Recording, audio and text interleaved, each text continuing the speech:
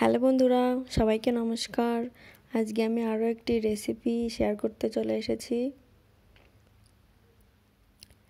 Tilapia মাছের দো পেঁয়াজা করব আজকে আমি।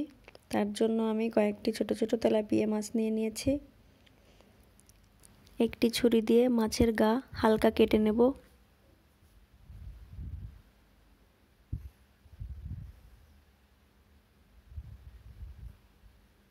এই যে সবগুলো মাছ কেটে নিয়েছি।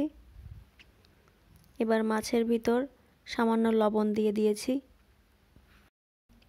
পরিমাণ মতো হলুদ দিয়ে দিয়েছি,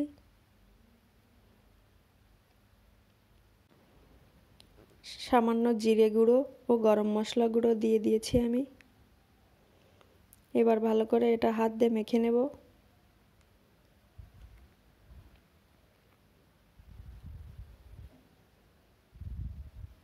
এই যে আমি ভালো করে মেখে নিয়েছি।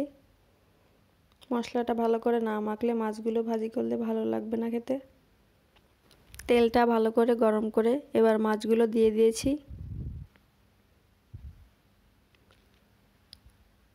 অন্যদিকে মাছগুলো ভাজি করার জন্য আমি 3টে পেঁয়াজ নিয়ে নিয়েছি।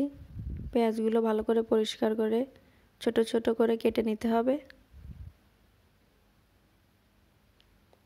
আপনারা পেঁয়াজটা কম বেশি করে দিতে পারেন। এই যে কেটে নিয়েছি।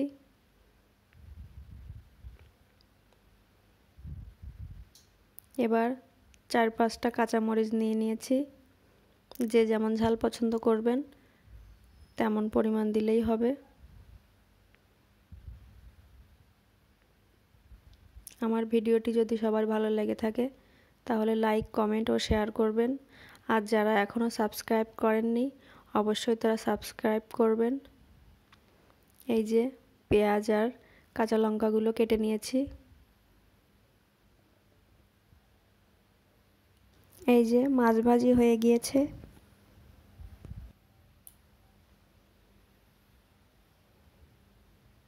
মাছগুলো কড়াই থেকে নামিয়ে নিয়েছি। এবার কড়াইতে কাঁচামরিচ কুচি ও পেঁয়াজ কুচিগুলো দিয়ে দিয়েছি।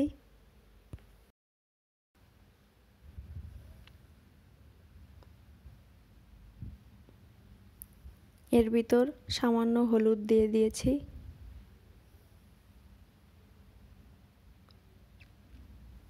এবার এগুলো ভালো করে নেড়ে চেড়ে ভাজি করে নিতে হবে।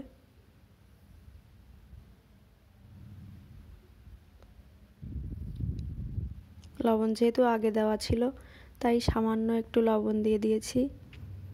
এবার একটি ঢাকনা দিয়ে কিছু সময় রান্না করে নিতে হবে, তাহলে পেঁয়াজগুলো ভালো করে সেদ্ধ হয়ে যাবে।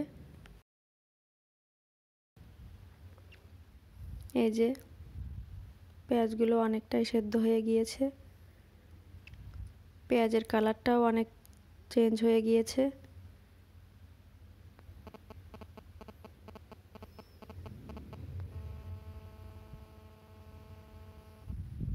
এই যে পেঁয়াজটা ভাজি ভাজি হয়ে গিয়েছে। এবার ভেজে রাখা মাছগুলো দিয়ে দিয়েছি।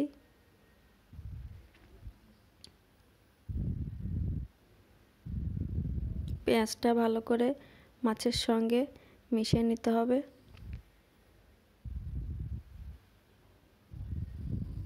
যেন মাছগুলো না ভেঙে যায়। 1 মিনিটের মতো আবার ঢাকনা দিয়ে ঢেকে দিতে হবে। 1 মিনিট হয়ে গিয়েছে।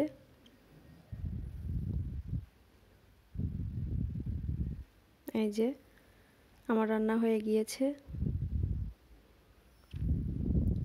আমি নামিয়ে নিয়েছি। দেখুন দেখতে কতটা সুন্দর হয়েছে। আপনারা বাড়ি অবশ্যই সবাই ট্রাই করবেন এই রেসিপিটা।